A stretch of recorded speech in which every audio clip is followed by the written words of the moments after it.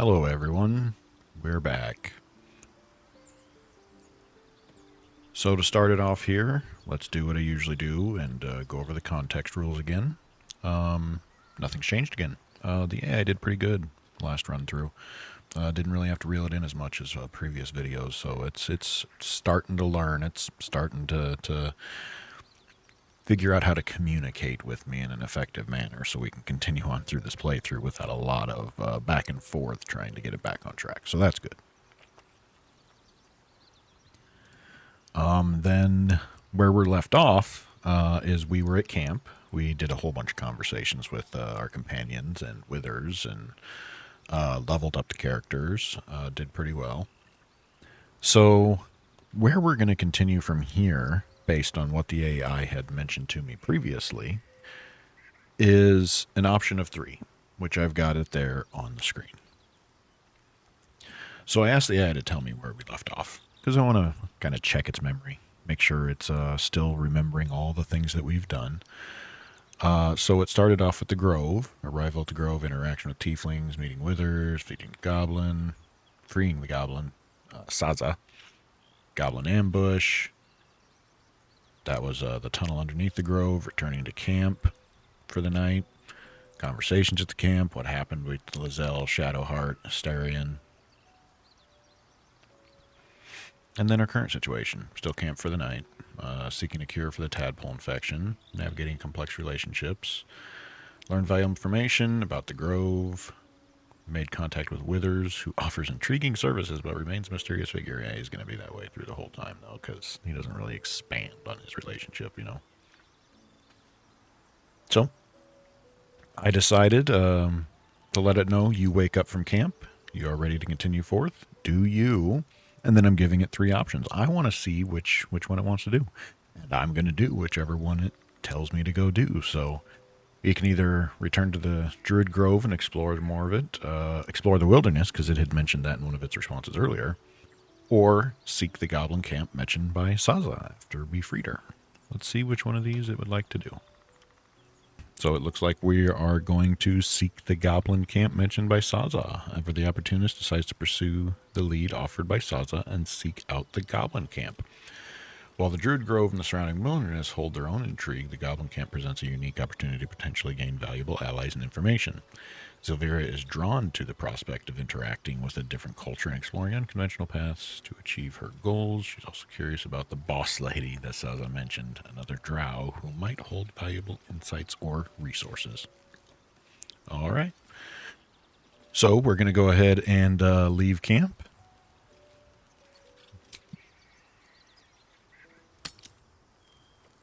And start making our way towards the goblin camp.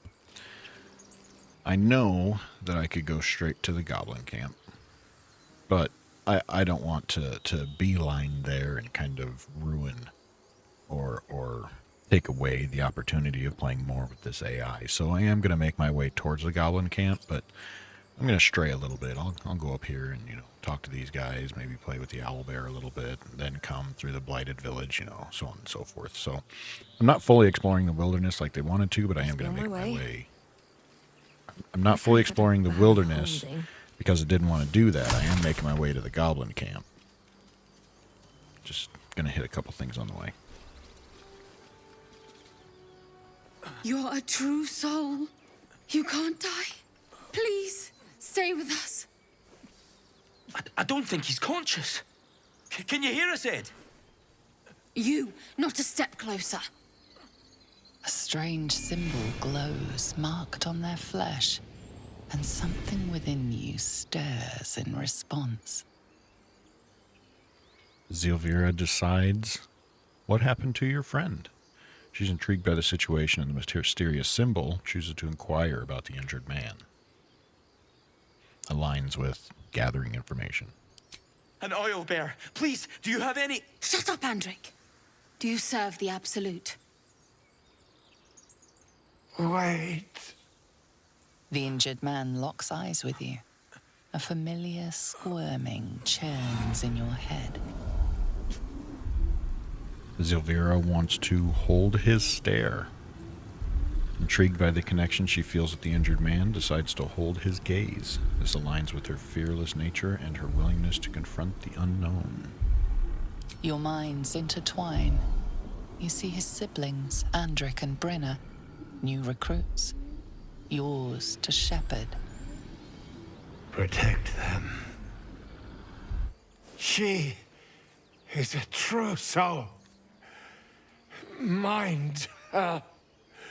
She will... She...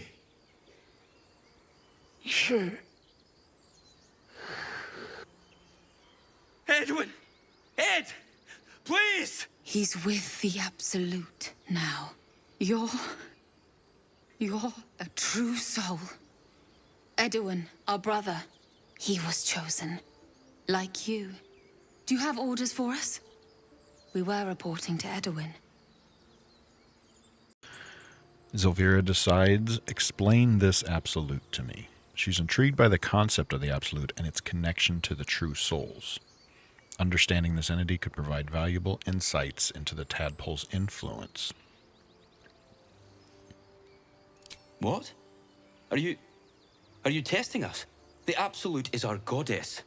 She's going to rip down the old world order, start a new one. Then we'll be the ones with the power.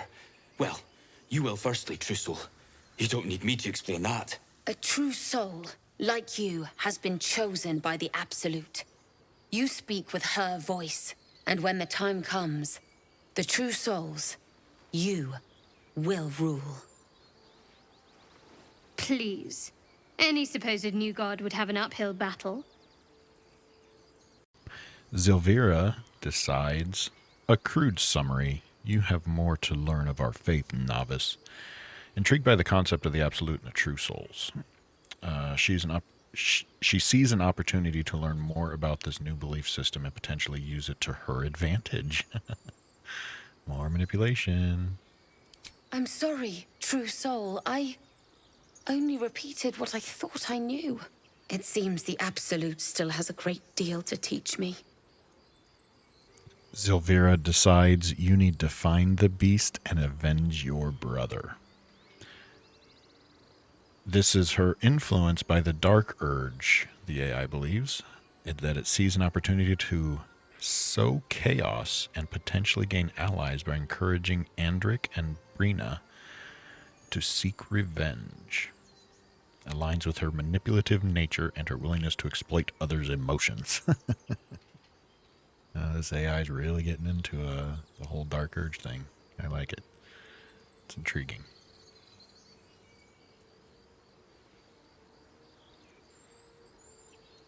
What? It killed one of us. It killed Edwin. It's an enemy of the Absolute. You're right, madam. The beast must be destroyed. The cave is just ahead. It was too much for us before, but if you could help us, true soul, we may stand a chance.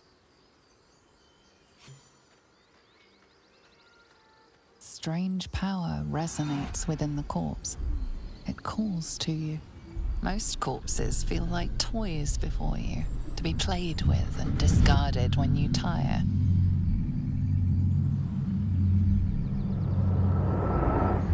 But this body seems different. A friend calls out from the corpse, desperate to be freed.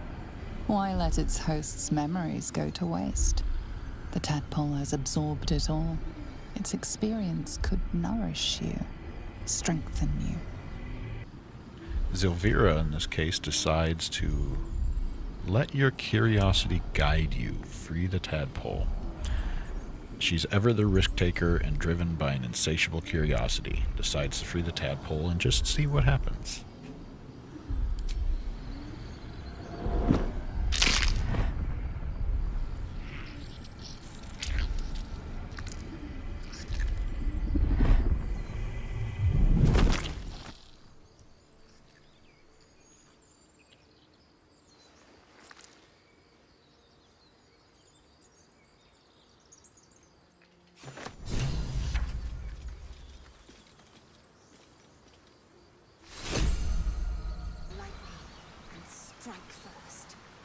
This is it. I guess we go inside?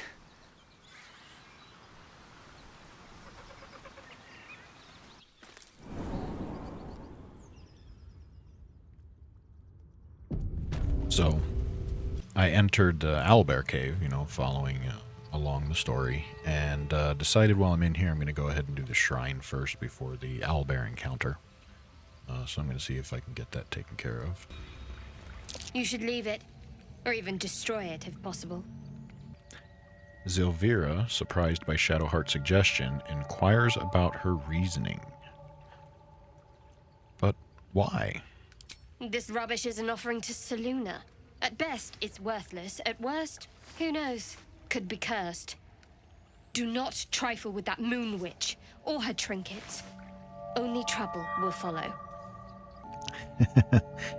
Zilvira, never one to be intimidated or deterred from her goals, responds to Shadowheart's warning with a challenge. Intimidation. I do as I please. If you want to try stopping me, be my guest. Alright. It's a pretty high difficulty class. Got it.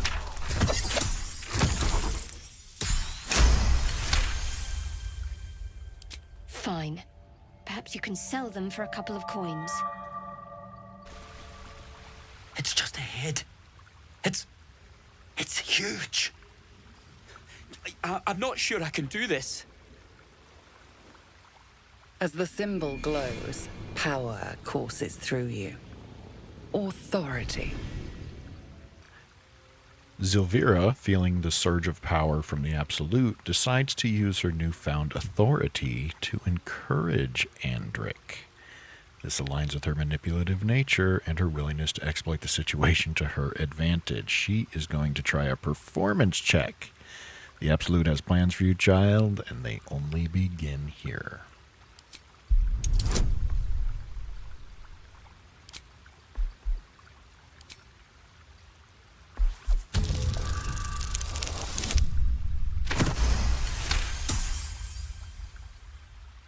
You're right.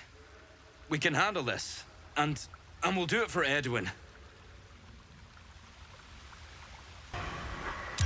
That was amazing. Much of a threat. The cub looks from you to his dead mother.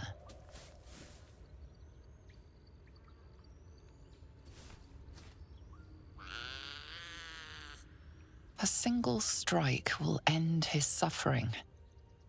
Zilvira, in a rare act of mercy, decides to spare the owlbear cub. His choice defies the Dark Urge whispers and demonstrates a flicker of compassion within her. Let the creature live.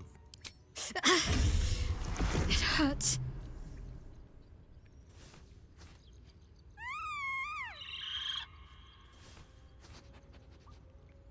You watch, speechless, as the cub begins to eat his mother.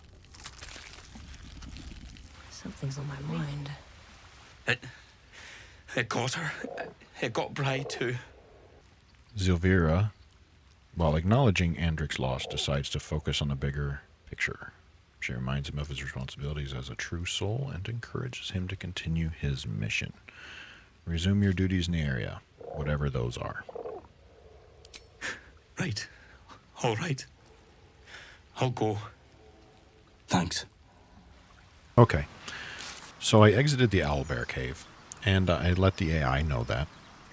So there's a conversation. You exit the owlbear cave. And one thing that I've noticed, after reading all that, she'll likely consult with her companions and decide their next course of action. Whether it is returning to the grove, exploring the wilderness further, or pursuing other leads in their search for a cure and answers about the past. So because it brought this up, I can consult with the companions, but they're not going to give me any real information on this. I'll go ahead and try it once, just to see here. Speak. Yeah, so there's nothing here. The companions aren't going to do anything. So I like the AI thinking that it wants to consult the companions and kind of, make it a team effort. But I'm not going to get much out of talking to them. What I do want to do is give it the option. Does it want to return to the grove, explore the wilderness further, or pursue other leads in their search for a cure? So I'm going to take these three things, because it's exactly what it said, And I'm basically just going to turn it into options. There. So just like that, plain and simple. Let's see what he wants to do.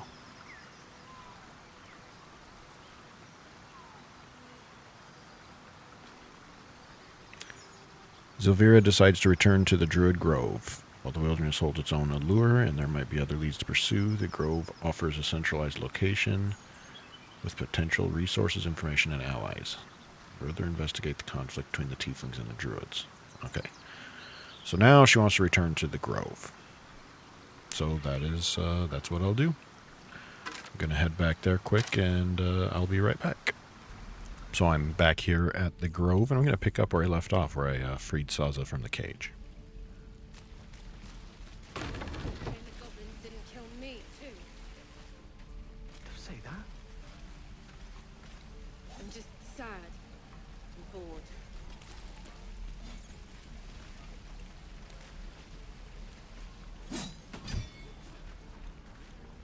By Mordai's eyes, another one.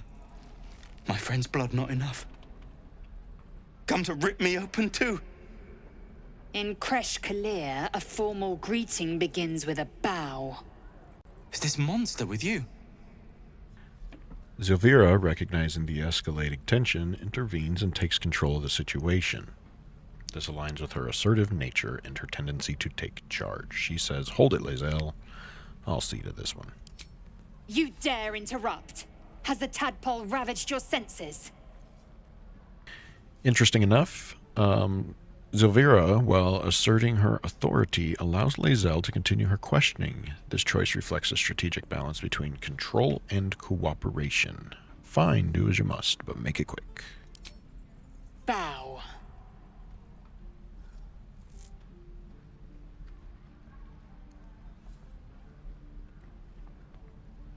Lower. So we're kind of all over the place on this one. Originally, Zilvira had decided to say Lae'zel back down, and then Lae'zel fought her, so then she let her run with it. And now that Lae'zel is asserting her dominance over this tiefling, Zilvira, embracing her Lolth-sworn heritage and seizing the opportunity to assert dominance, reinforces Lae'zel's command with a threatening tone. She wants to tell him to get on their knees. She won't say it again. So, again, throughout this conversation, she's kind of gone back and forth a couple times.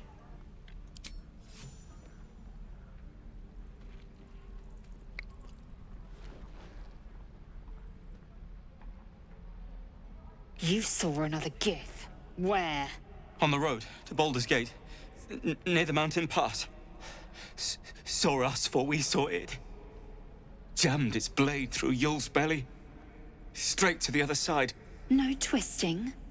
Kin must have been in a hurry. The map. Show me.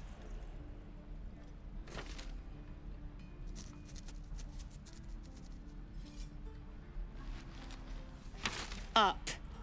You can keep your innards.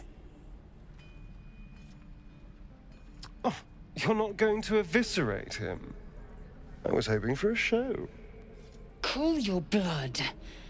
I'll indulge you soon enough. The locals prove compliant. A useful trait. I warned you, didn't I? You ought to reconsider keeping her around before she causes real trouble. Zilvira, despite appreciating Lae'zel's assertive tactics, questions her approach to interacting with others. This aligns with Zilvira's more nuanced approach to social situations. So, do you plan to be that rough with everyone we meet? Rough. Soon you will be vomiting blood and tearing apart your own flesh. When the tentacles sprout from your lips, will you still cry that I was rough? Zilvira, while acknowledging the severity of the tadpole threat, decides to steer the conversation back to their immediate objective. Enough. Just tell me what's our next move. The Tiefling was clear. If there are Githyanki west of here, that must be our objective. Purification cannot wait. Zilvira, unable to resist a bit of playful mockery, decides to poke fun at Lae'zel's mispronunciation of tiefling. Even the AI picked up on that on its own. That tiefling was a mispronunciation.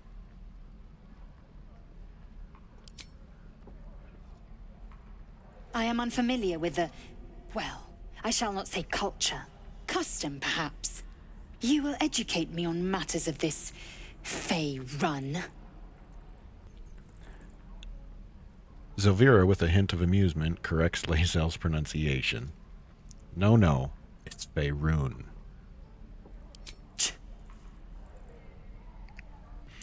Zelvira, intrigued by Lae'zel's mention of purification, decides to inquire further.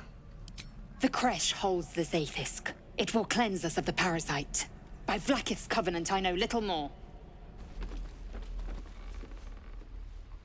Step, parry, strike, damn it!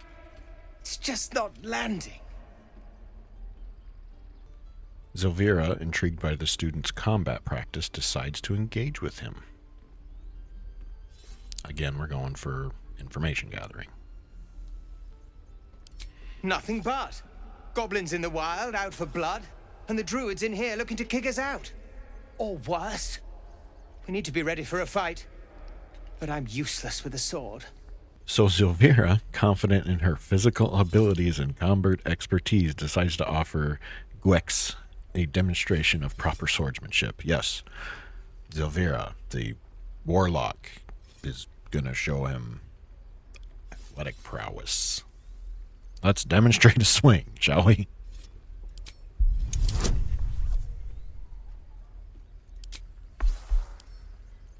This is going to go well. Holy cow. I'll take it. Like this, you mean? Step, step, strike! Yes! You really know what you're doing. Found this by the road. Bet you'll put it to good use. Zelvira offers Gwick some parting advice, highlighting a tactical error in his combat style. One last thing. Don't shout out your moves like that. Spoils the surprise for your foe. Oh, yes. I'll bite my tongue when the time comes. And Zelvira decides to tell him to keep training. In time, you'll make short work of any goblins. Giving an encouragement. Hopefully, it's just the goblins we have to worry about. The druids are treating us like vermin. But I'll keep at it. Thank you. This is ridiculous. Go on. Give me a best shot.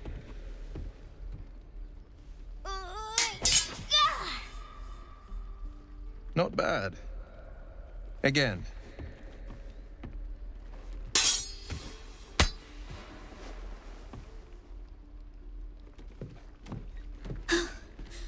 I can't do it. I'm not like you. Umi, I don't need you to be like me. You just have to buy enough time to run. Come on. I believe in you. You can do this. Zelvira decides to interject with a comment that reinforces Will's teaching and encourages the child.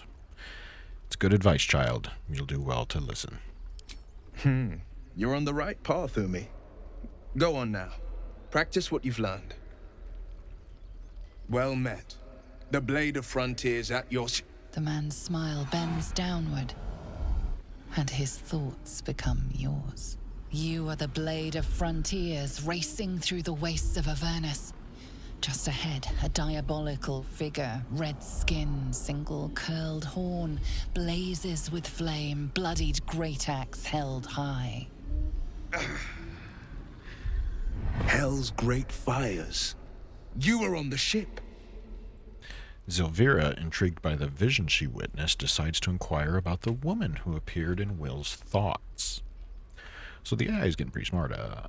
It knows that whenever the tadpole connection occurs, that you're actually viewing the other person's past. And the AI figured that out on its own. That's pretty impressive.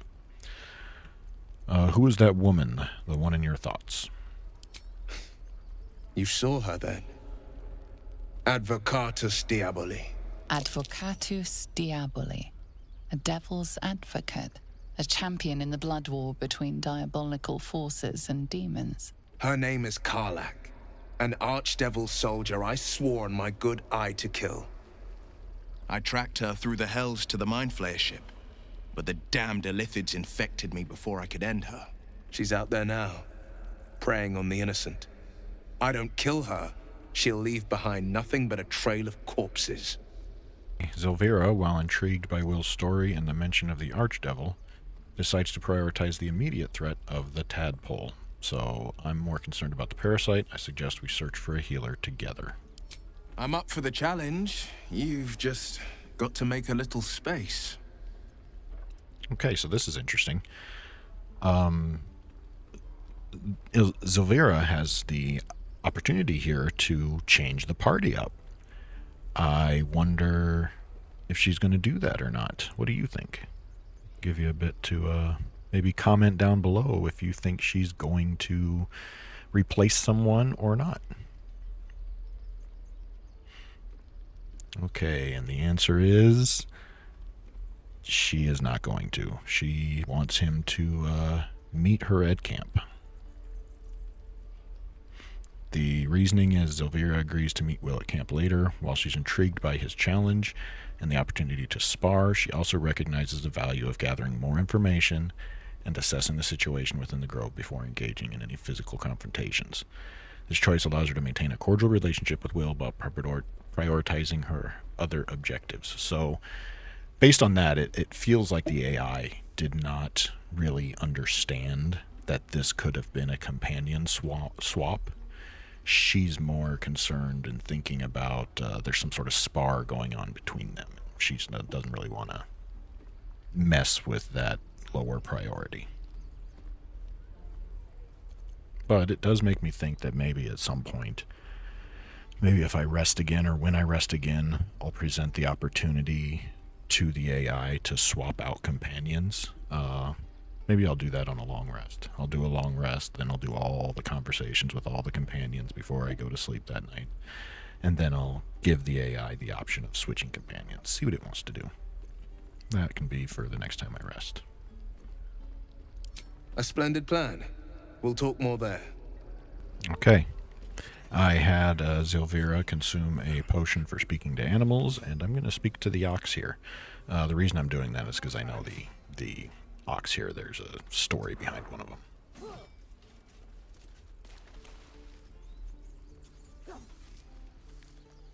Be gone. I am hungry.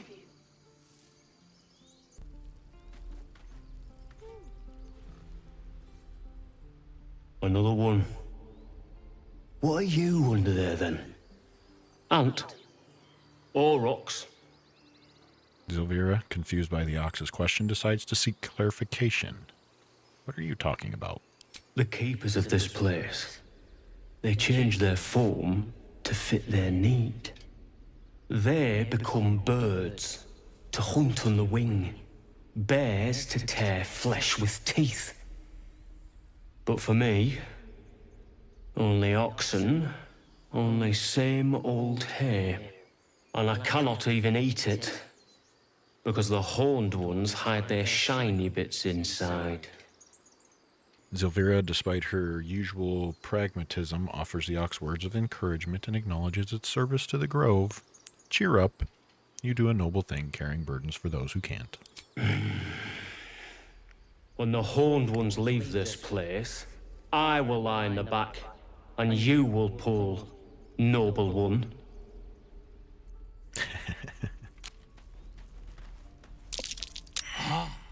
You're addressing me, a humble ox. How quaint. Zelvira, sensing something unusual about the ox, decides to use her arcana skill to investigate further. This aligns with inquisitive nature.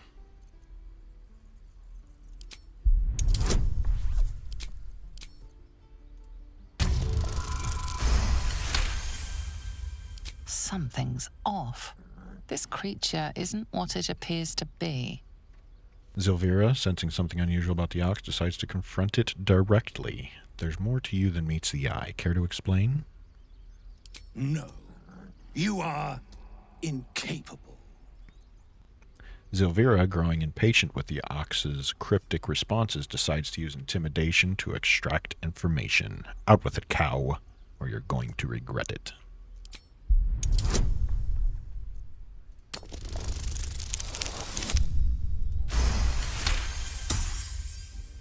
I'll tell you this much. I'm going to Baldur's Gate, with or without the rest of these poor sods. Now, that's all I have to say besides, and I really mean this, moo.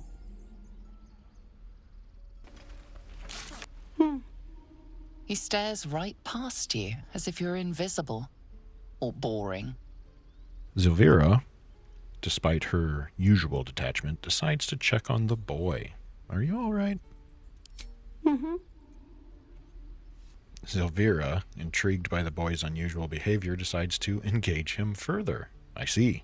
Anything else on your mind? He's still staring right past you. Zilvira is curious about the boy's persistent staring. She's going to investigate, turn around, and see what he's looking at. You see nothing out of the ordinary. As you turn back, the child slips between the rocks.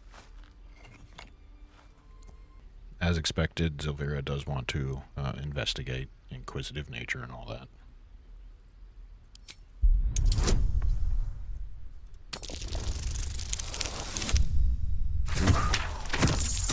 Oh, okay. We're good. You find the edges of a concealed entrance. Okay.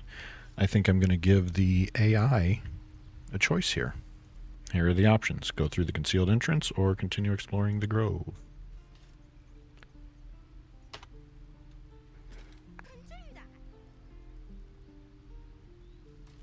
Okay, Zilvira, ever the explorer. Drawn to the unknown. She wants to go through the concealed entrance. So that's what we're going to do. Well, look who's come to visit. My kids say you've been busy since you got here. I heard you helped Melly with that locket. I owe you for that. Zilvira, intrigued by Maul's mention of schemes and swindles, decides to inquire further about these activities. Why are you running all these schemes and swindles? Risky, you know. We're saving up for a better hideout when we get to Baldur's Gate. Why? You planning on telling me stealing is wrong? Zilvira decides to ultimately respect Mul's autonomy. This aligns with her own independent nature and her belief in personal freedom, even for children. I'm not your mother. Do as you please. Didn't need your permission, but fine. Okay, Zilvira, despite her initial reservations about Mul's activities, offers her assistance. Thought you might need help with something. I do, as a matter of fact. Revenge. I want to steal that big, shiny idol they're all chanting at. Zilvira, intrigued by Mul's plan and the potential chaos it could cause, decides to entertain this request. I'll see what I can do. Be careful. They look as brittle as old bark, but they're vicious. Anything else? Oh, hey. You're one of those drow, right? I heard stories about you. How you all live underground and steal kids away. Zilvira decides to address the child's misconceptions with a touch of amusement and a hint of truth. Yes, surface dwellers tell all sorts of lies about us. Us too. No one says anything nice about tieflings. Here, want to see a trick?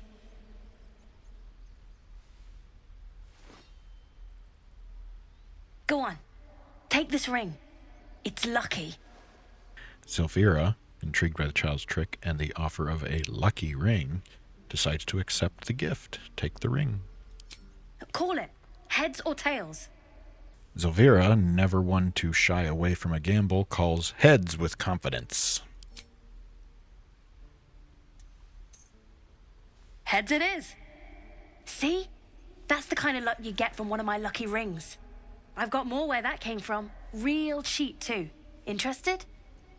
Zilvira, while appreciating the child's enthusiasm, politely declines the offer to purchase more rings. She's more interested in exploring the variety of his wares and potentially finding something of greater value or usefulness. You got it. One sec. That's what I got. You suddenly feel something moving against your back and turn. Zilvira appears to have a bleeding heart, evidently, when it comes to these children. She says, despite the child's attempted theft, chooses a calm and understanding approach. Relax, I won't get angry. You didn't even manage to get anything from me. I can't do this anymore, Mattis. I'm sorry. Hey, you here to trade or? Zilvira decides to confront Mantis directly about her partner's attempted theft. Yeah, I know. I was standing right here telling her to rob you. Zilvira, despite her general disinterest in the children's petty squabbles, demands an apology. I want an apology from her. Want all you want. She's somewhere safe and staying that way. Look, you caught her. Good for you. You aren't a chump like everyone else around here. Now, do me a favor. Make room for the chumps. Let my daughter go right now! She's a thief, hellspawn. And you will wait for Korga's judgment. Now get back! Oh, let me through, Mragrashem, or I'll rip your damn throat out!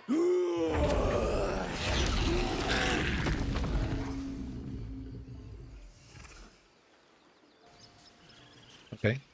After that last cutscene, I decided that I wanted to give Zilvira a choice between interacting with the Tieflings or interacting with the Druids. She could do one or the other.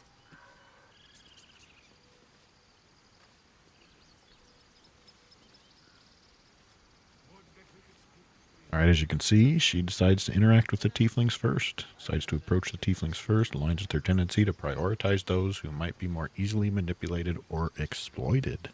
She's going to try and defend them. Okay. Kind of against the norm of the manipulative nature, but I'll take it. What about a bear? I'd like to keep our guts on the inside. I should speak up. We need to get Arabella out, now! You heard the guards. They're waiting on Korga to give word. I'd sooner trek through the 9 hells than trust that snake! Ugh! Zilvira, intrigued by the conflict and seeking to gather information, inquires about the reason for the Druids detaining the Tiefling's daughter.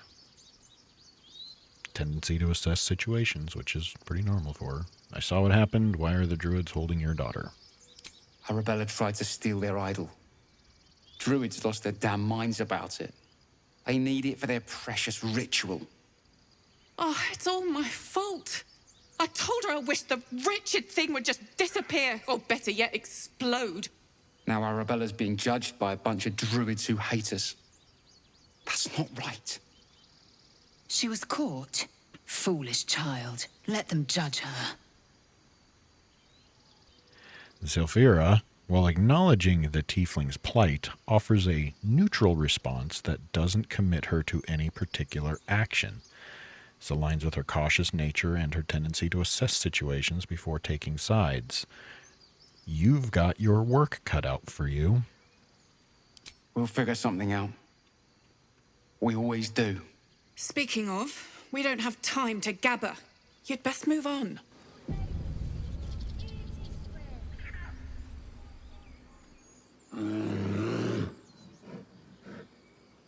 Calm, Magrin. Give her a chance.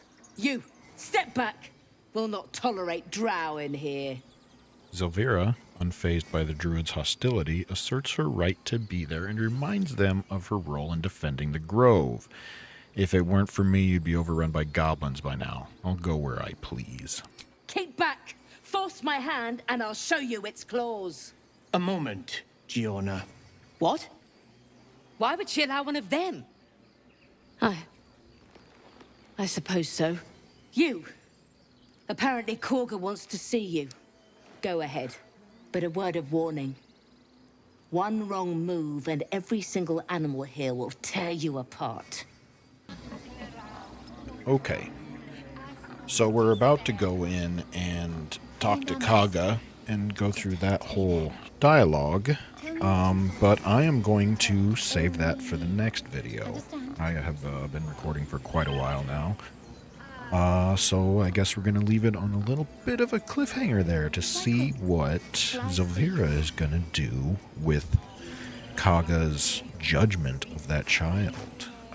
If you've played this game before, and if you're already familiar with the Dark Urge, you know that this next one can get a little dark if it goes the wrong way. So, could also result in a battle. I'm not real sure, so I guess we will find out in the next episode. Maybe leave a comment and let me know what you think that Zilvira is going to do in this next interaction.